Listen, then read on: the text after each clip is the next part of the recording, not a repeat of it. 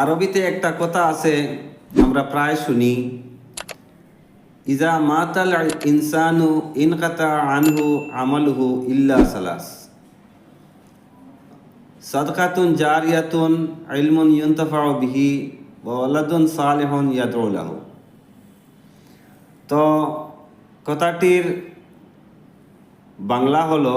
মানুষ মরি গেলে পুণ্যর রাস্তা বন্ধ হয়ে যায়, কিন্তু তিন ফাঁকিরে মানুষে এই পুণ্যটা মরার পরেও পাইতে পারে।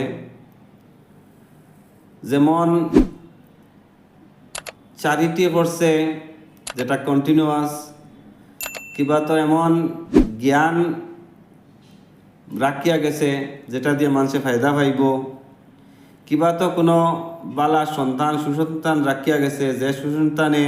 পুণ্য খামাইব, আর যেটার ফল মা বাবায় মৃত্যুর পরও